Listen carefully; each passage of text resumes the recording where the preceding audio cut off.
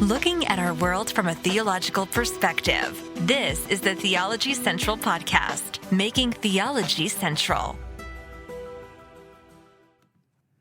Good afternoon, everyone. It is Tuesday, July the 27th, 2021.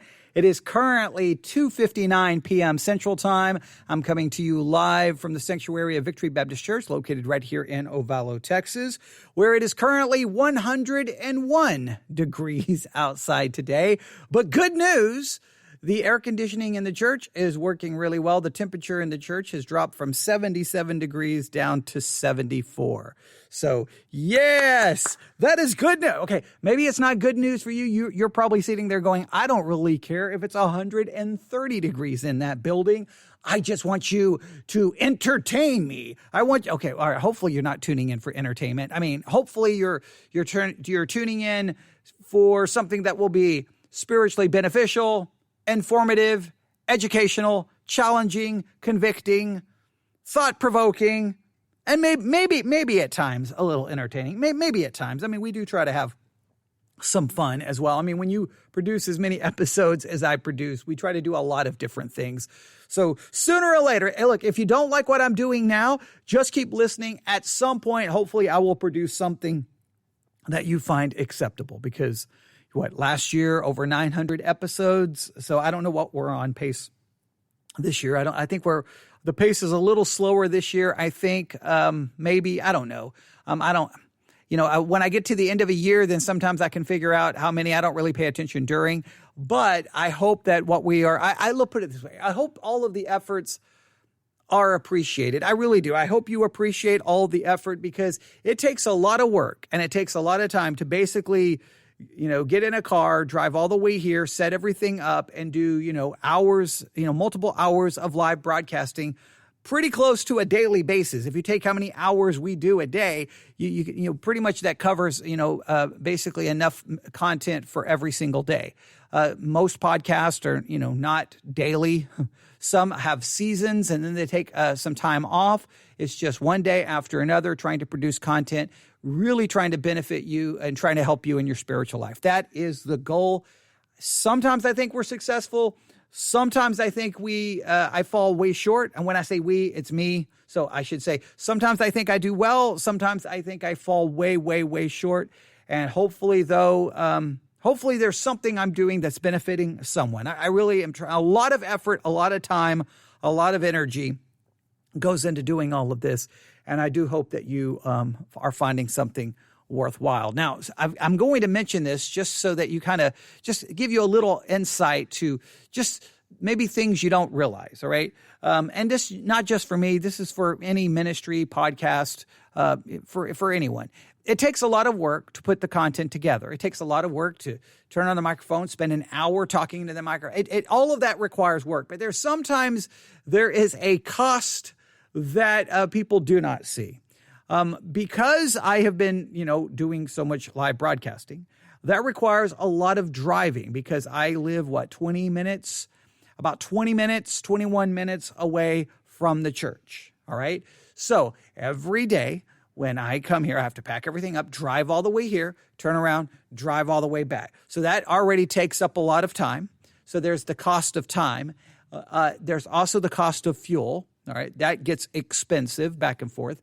But we've now discovered there's a new cost.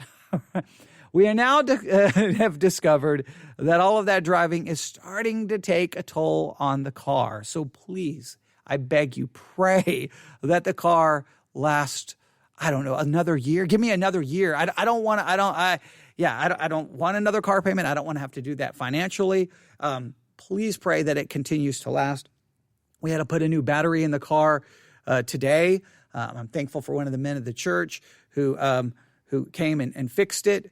He actually paid for the battery. I've got to pay him back on the first when I get paid because I was like, what am I going to do? The battery was leaking. It was having problems. I thought it was going to end up stranded on the side of the road. And that was $140 for that. So that expensive. And then I had to get the oil change, and they were like, your tires, I don't know how much longer your tires are going to last. I'm like, and they're like, that'll be like, $600. And I'm like, okay, wonderful. So basically the car, it's over 143,000 miles on the car.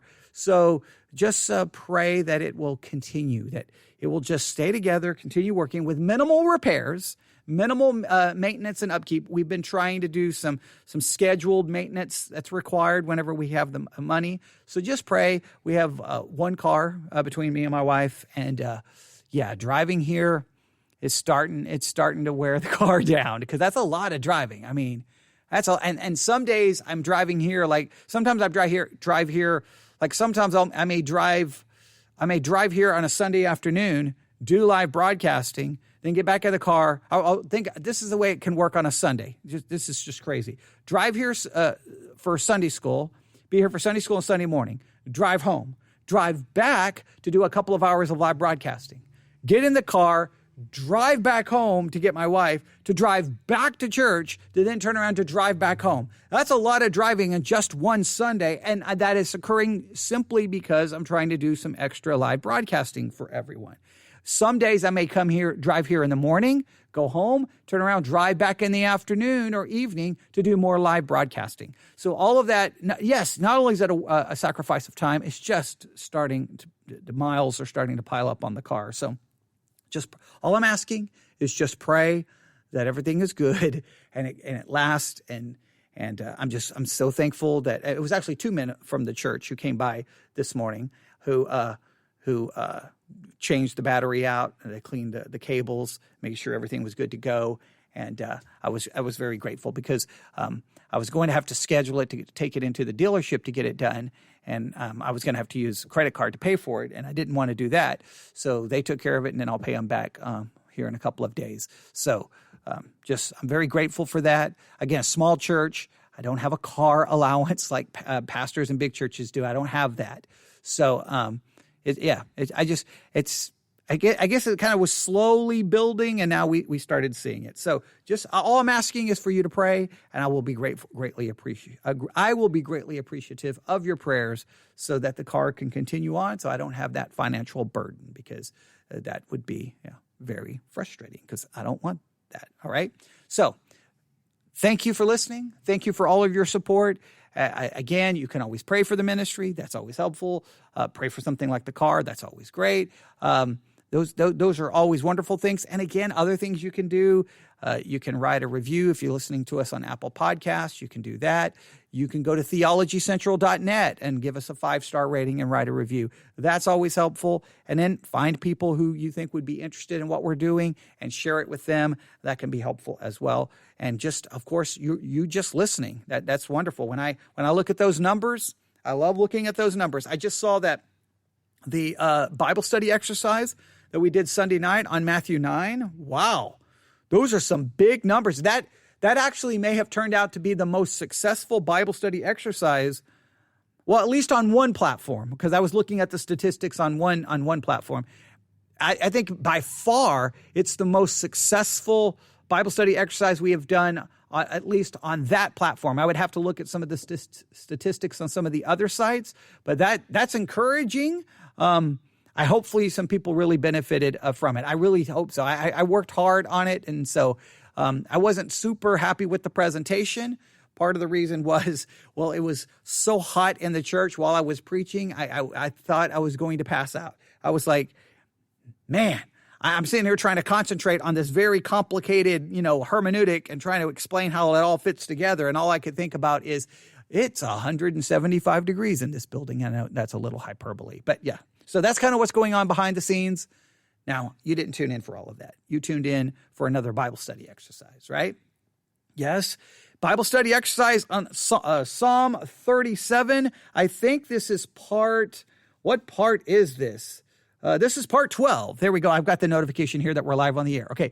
So the latest episode of Theology Central is going live now. Bible study exercise, Psalm 37, part 12. Yeah. So 9 minutes ago. So I'm 9 minutes into my intro. All right. So 9 minutes ago, we went live for part 12 of Psalm 37, a Bible study exercise. Now remember, the Bible study exercises are designed to move you from a passive listener to an active participant. I do this by giving you some information, and then I hand you assignments. The goal is to get you to do those assignments. Send them to me at newsif@yahoo.com so that I can see what you've learned, which will challenge me. And in many cases, I learn from you. And then sometimes I come back, turn on the microphone, and I add your study and what you found to the discussion, which then benefits everyone. That is the goal. It does not always work that way. It's very hard to get people to participate. People are very reluctant to participate. I think they're like, okay, never mind. I'm not going to do anymore. But I'm always trying to do that because I think it's needful. I think if you look at the mess that's happening in the culture, looking at the mess that's happening in the church, what we need are Christians getting back to picking up that Bible, reading it, studying it, memorizing, talking about it, meditating on it.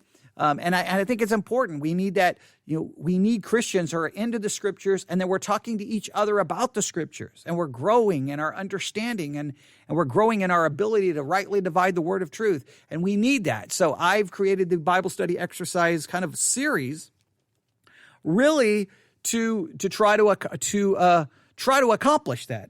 That's what I'm trying to do. And some people get it. Some people don't. Some people love it. Some people hate it. I literally will get emails. I've gotten emails from people and literally saying, I'm not going to do the assignments, so stop giving assignments. Just teach me what it says. And I'm like, you're kind of missing the whole point. All right.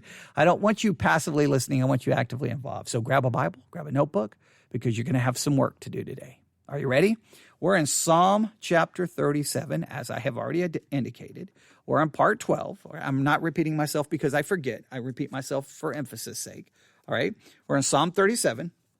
And let me do a quick reminder.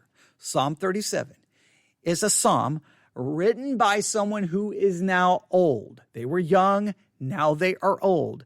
And we are getting the wisdom that they have gained through the years at what they have seen. They have seen things about the world. They have seen things about God. And this is someone who is older, who has walked with God, walked in this world, and they have seen a number of things, and we're getting their wisdom. Now, yes, we believe it's inspired by God because it's in Scripture. Yes, I know that many commentaries and Bibles say that it's a Psalm of David. There are some commentaries that argue against it. Whoever the psalmist is, when it is written, they are old. They were young, now they're old, and they're giving us some wisdom. And basically, we can summarize, and I know I'm oversimplifying this, but I think it's a very accurate way and a very good way to really grasp Psalm 37. Think of it this way. Psalm 37 is written by someone who's older, and they're trying to give us their wisdom, and their wisdom is there to help you and me figure out how to live our Christian life in this world. Look, this is where we're going to live out our Christian life. We're not going to live our Christian life out in some, perfect world. It's not going to be a perfect world. It's not going to be some, oasis, utopia. We live our Christian life in this present world. And by living our Christian life out in this present world, we're filled with many challenges. And so the psalmist wants us to know that we have to know some things, that if we're going to live out our Christian life and have any victory, any growth, there's some things we're going to need to know.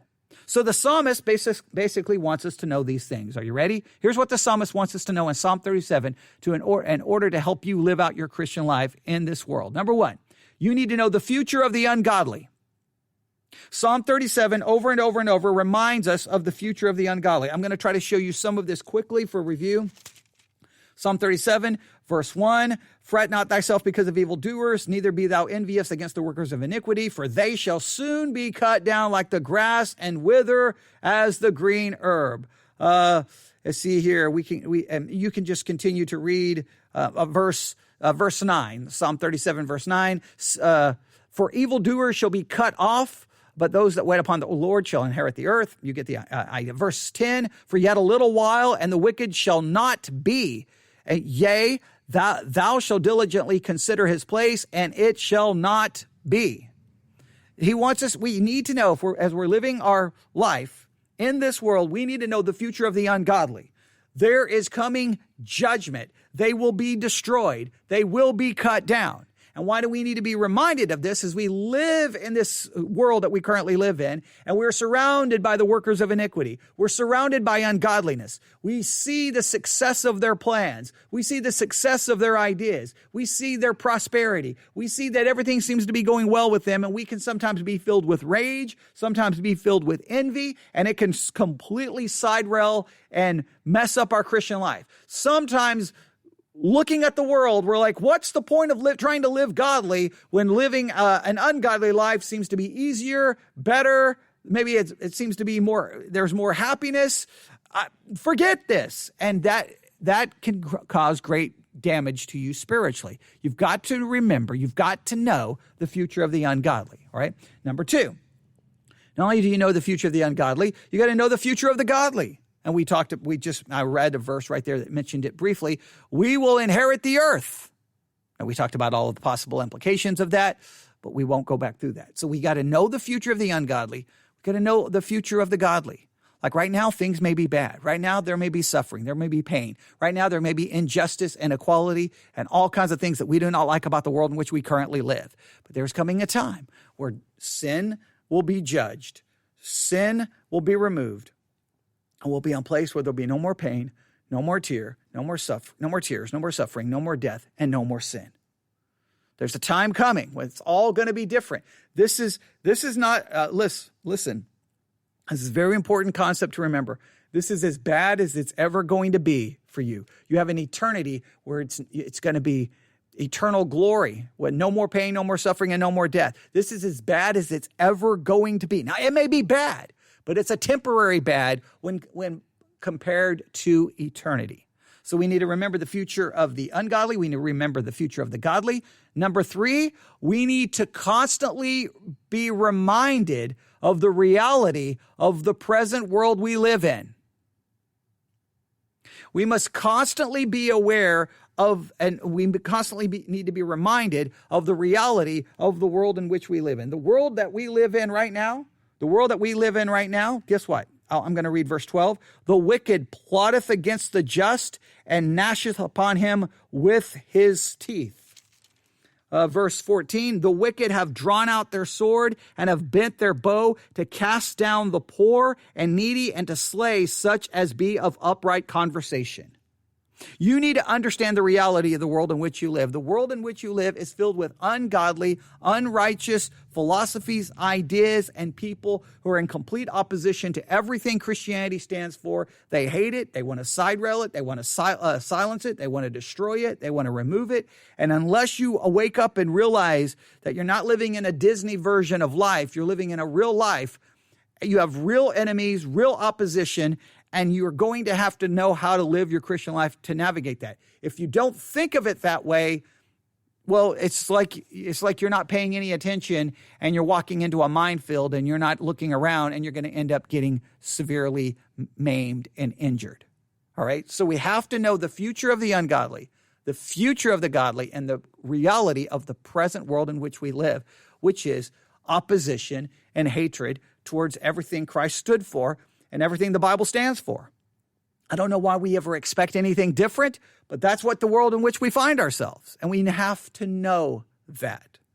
All right, now, I believe today we're going to come to a fourth thing we need to understand. Not only do we need to understand the reality of the present world in which we live, here's something else we need to constantly be reminded of the reality of the riches we have in the present.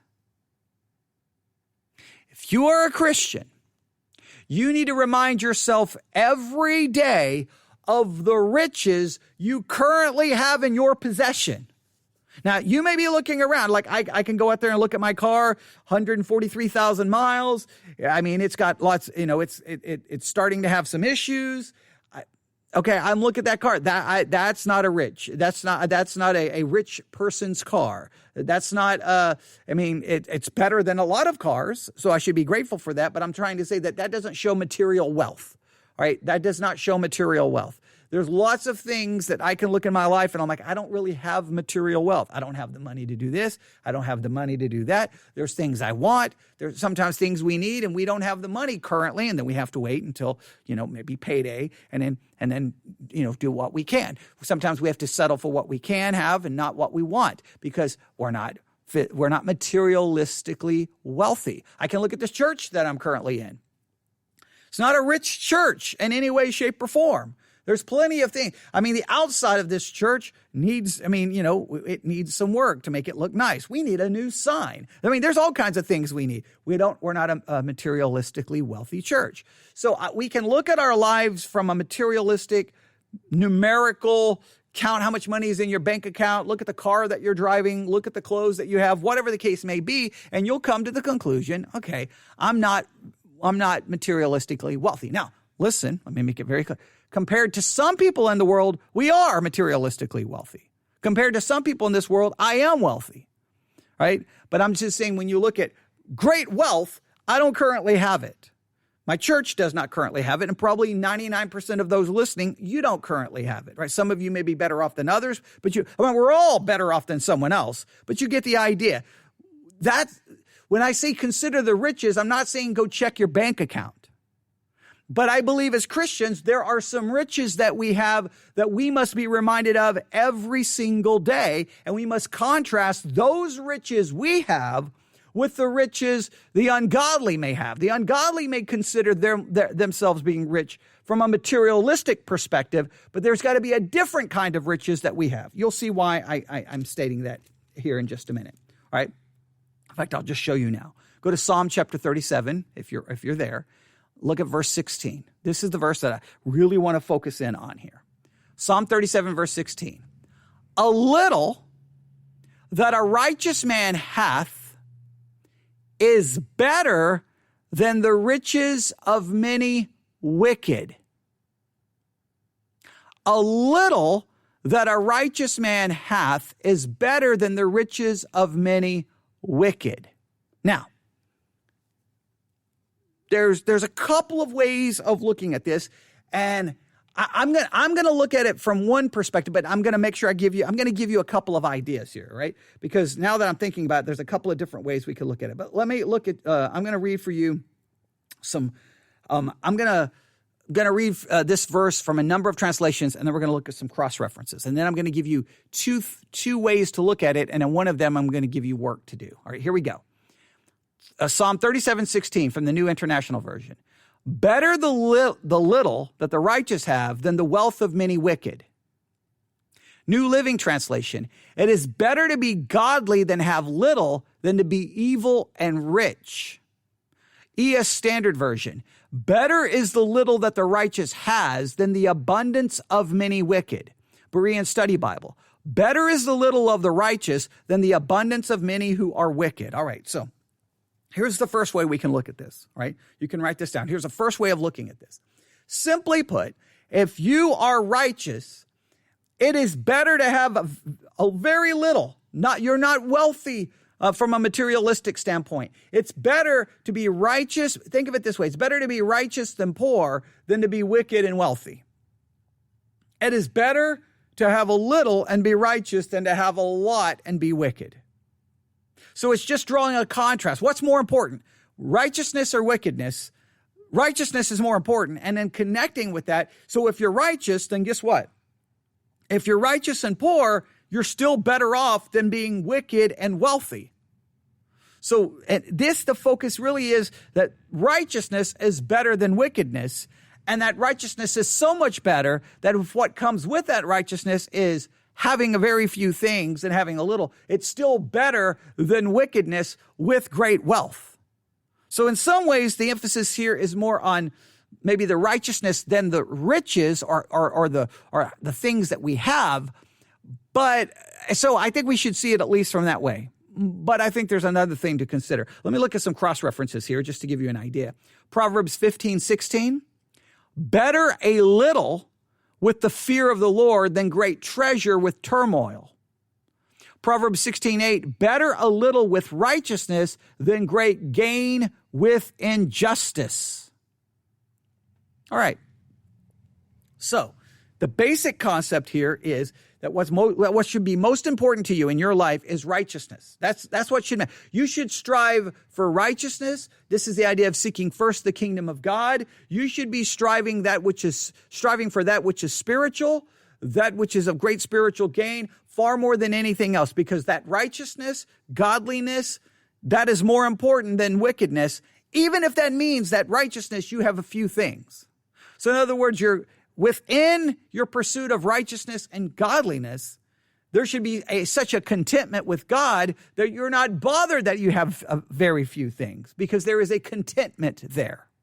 Right? A lot of ideas thrown in here. So the first thing I want you just to consider and want you to just think about is that righteousness is better than wickedness, even if righteousness is accompanied with fewer material blessings and as compared to wickedness, let's say that is accompanied by great material wealth. You should still choose the righteousness over the wickedness.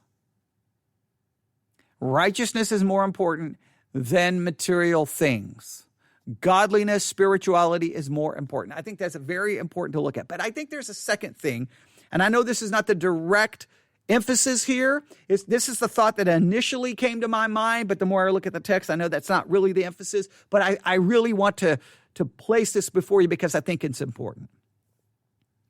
It's one thing for me to sit here in this building and go, okay, godliness, righteousness is more important than wickedness. And even if I don't have anything, you know what? I'm still going to strive to be content and happy with what I have because I have righteousness. Now, I can say that, and I need to strive for that, and I think we're called to do that, all right?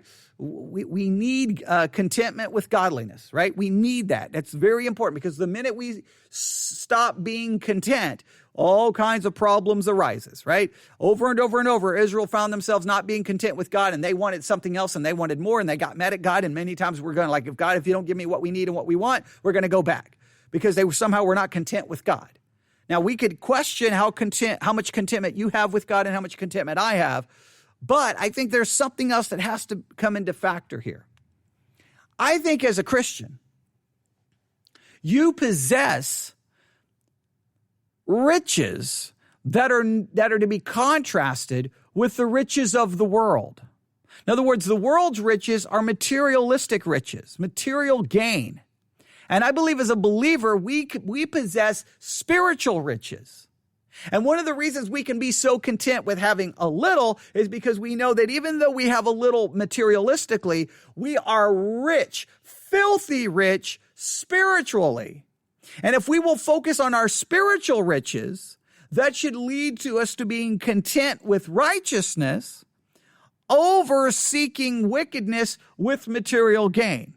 Like, one of the ways that you can be content with a little from a materialistic standpoint is because you are constantly made aware of the riches which you have. And this is what I put down here. We must live with the reality of the riches which we have in the present. Now, I know this is not the main emphasis the psalmist is giving here, okay? I want to make sure I'm trying to be very fair with the text and handle the text correctly. The psalmist just wants you to understand, look, it's better to have righteousness and have very few things than wickedness and a lot of things, all right? But he's drawing this contrast between very few things and riches, but at the same time, the main emphasis here is between righteousness and wickedness. I'm acknowledging that. But I think if you're going to live out your Christian life, this brings up a bigger issue. How is it that I can go, okay, righteousness, few things, it's better to have that than wickedness and all of that material wealth? I think the way this occurs is we need to live with the reality of the riches which we possess as a believer. We possess riches, and I don't think we realize it, which leads to a discontentment which can be devastating to your spiritual life. Look, there are kids today who grow up and there are things that they have readily at their disposal that they don't even think about, right? They wake up, there's food. They're not going to have to worry about breakfast, not going to have to worry about lunch, not going to have to worry about supper. They don't have to worry about clothing. They're always going to have clothing. Maybe it's not the clothing they want, but they're always going to have clothing. They usually have access to so much entertainment, they can't even consume all of it in a day. Whether it's every movie that's ever been made basically available at their fingertips because of all the streaming services, basically every song that's ever been written at their fingertips because of musical streaming services. They have access to education, knowledge, information, news. They have access to relationships with people around the world because of social media. They have all of this at their fingertips. And in many cases, they take it so for granted. Even with all of that available, you'll still hear them, I'm bored. I'm not, are we going to do anything? And it's like, you've got more available to you than kids all around the world. And there's kids in some parts of the world, they don't even know if they can find fresh drinking water today. They don't know if they're going to get another meal today. They don't have half the things we have, right? So sometimes it's true, not only in a materialistic way, that you can just take for granted the riches that you do have. You don't see what you have. You see what you don't have. The same thing can happen spiritually.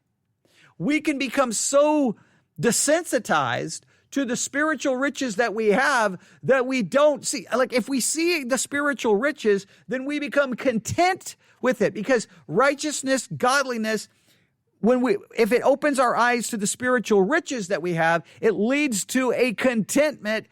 And we're not bothered or frustrated or jealous over the materialistic wealth of the ungodly. And we're more than happy to be content with what we have. Here's the thing. I think understanding the spiritual riches which you have, not just understanding them, appreciating them, leads to a contentment with where you're standing in a materialistic standpoint. So here's what we need to do. This is very simple. Very simple exercise. I need you to find 5 passages of Scripture that speaks of things you have right now as a Christian. There's certain things you have in your possession right now. Now, maybe it doesn't look like what the world has, right? The world has many things. The world may have all kinds of materialistic wealth. Maybe they have a mansion. Maybe they have servants. Maybe they have nice cars, nice clothes. They can take trips around the world. They may have all of those things. They may have a nice, beautiful pool in the back. They may have a tennis court. Who knows what they may have horses. They may have thousands of acres. They may have so many things. Right? And you don't have any of those things. But if you'll take a minute to compile a list of the spiritual things you have, what are the spiritual riches you currently possess? I want you to find 5 scriptures that speak of something you have right now as a Christian that you need to classify as your spiritual riches. Now, once you realize you have those spiritual riches because of Christ, right? Because of the righteousness imputed to you by Christ, because of righteousness, because of godliness, because of spirituality, here are riches I have. That will lead to a contentment. But you've got to find the spiritual riches you currently have in your possession. What are they? All right, what are the spiritual riches that you have right now? Oh, there's many that we can name. I want to give some of them away. Spiritual riches that you currently have.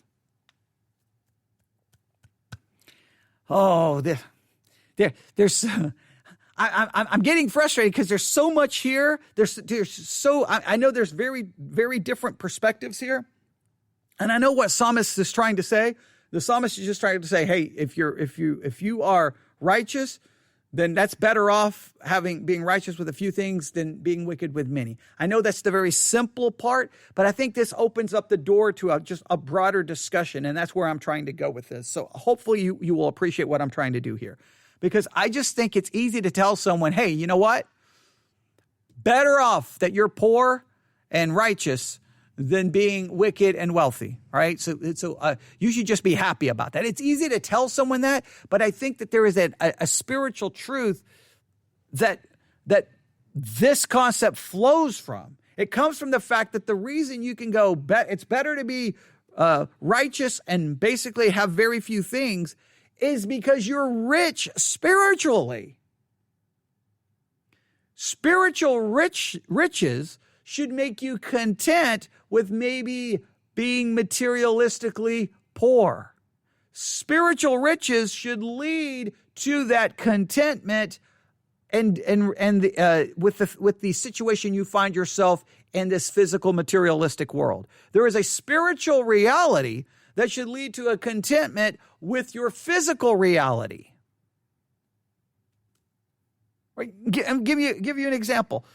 Physically, I have to live with something that's not wonderful, right? It's a major deficit in my life. I have to live with the reality of a seizure disorder caused because of what happened to me in the military, right? And it causes neurological problems, headaches, seizures. It's frustrating, it's embarrassing, it's irritating. It's just all the issues that come with it. There's just so many issues that come with it.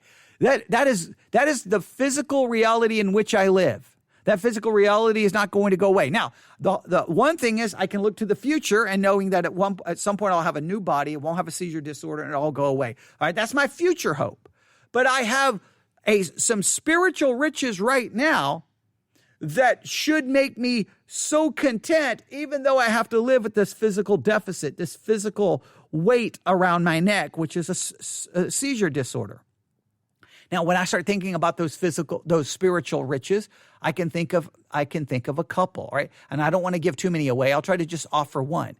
That because of Christ, I have the complete forgiveness of sins. My sins have been removed as far as the east is from the west. I stand before Christ and clothed in perfect imputed righteousness. My sins have been forgiven. That forgiveness of sins is a treasure, is a level of riches that nothing in the world can compare to. Look, people may talk about me. People may gossip about me. People may say all kinds of horrible things about me, but my sins have been forgiven because of the finished work of Jesus Christ. That is, I should treasure that above every other materialistic. I should treasure the forgiveness of sins. That I am content with the forgiveness of sins far more, even though I'm living with a seizure disorder. In other words, my spiritual riches, the forgiveness of sins, is so great that it makes living with a seizure disorder seemingly insignificant. Now, obviously, my seizures are not insignificant from a physical perspective, but I'm saying that those riches that are so far greater than it should make this, okay, this is a burden, this is problematic, it's troubling, but this is so much greater than that. It should change my perspective dramatically. So it's better to have few things from a physical standpoint. It's better to be falling on the floor having a seizure all the time and living with that. It's better to have that and the forgiveness of sins versus not having a physical problem, being in perfect physical health. Everything is perfect with me physically, but I don't have the forgiveness of sins. We need to understand our spiritual treasures, our spiritual riches. What are they that you currently have as a Christian, that you should see it for what it is? Treasure. You should see it as a spiritual riches, and that leads to great contentment.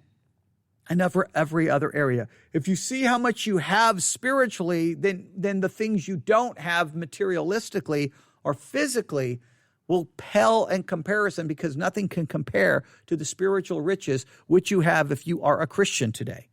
You are rich beyond your understanding. Now, your job is to find out what those riches are. Find those scriptures. Try to find 5. I gave you one, forgiveness of sins. I don't want to give too many away. Now, so let me read the text again. Psalm 37. A little that a righteous man hath is better than the riches of many wicked. All right. Two ways to interpret this. or really two thoughts, I should say. The first one is simply put, how should you understand this? It's very simple, that it's better to be righteous and have few things than to be godly and have all kinds of insane riches. All right, that's very straightforward. But secondly, I think that this goes to a deeper concept. The reason I can say it's better to be righteous and have few things versus being wicked and having, insane wealth is because with righteousness, with godliness, with Christ, there are spiritual riches, which makes me content because those are so much better than anything I have or don't have physically speaking.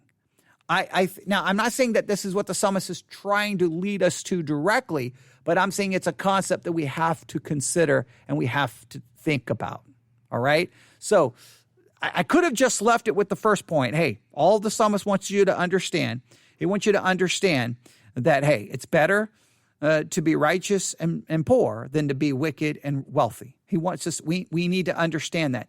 But I think what we really need to see, if we're going to make it through this Christian life, is we need to understand the reality of the riches which we currently possess right now spiritually. And by understanding that, then we can make it through this world avoiding jealousy, envy, covetousness, frustration, all of the problems that can come. We'll learn contentment. That contentment moves us forward in our spiritual life. All right? So there you go. There's more I could say. I want to kind of pull this apart a little bit more and kind of clean it up. But remember, the Bible study exercises, it's supposed to be like this. I'm supposed to just kind of throw out some concepts and then let you try to figure them out. So sometimes that bothers me because I want to do it in a better way. But at the same time, I'm trying to show you there's the basic, simple interpretation, but there's a truth that lies below it that I think is critical to the interpretation. And hopefully that will make sense to you. And, I'll look forward to seeing what you discover. You can email me what your thoughts on all of this to newsif@yahoo.com, newsif@yahoo.com. That's newsif@yahoo.com. I hope all of that makes sense. All right, I'm going to stop right there. I'm just going to stop. I'm going to force myself to stop. I'm going to leave it just kind of hanging there. I know you're like, well, wait a minute. You didn't bring it home. I don't want to bring it home. I want to just kind of leave it hanging there. And you're like, okay, wait a minute. All right, I think I understand. And then you start doing your work. And then, that's what the Bible study exercise is supposed to do. So I've done part of it. Now it's your job to grab it and land the plane. I've got the plane in the air. Your job is to bring this into a landing with a wonderful, perfect conclusion, landing that it all makes sense and it's spiritually edifying and beneficial to you and to anyone you share these concepts with. All right. There you have it. All right. Everyone have a great day. Again, email me, newsif@yahoo.com. God bless.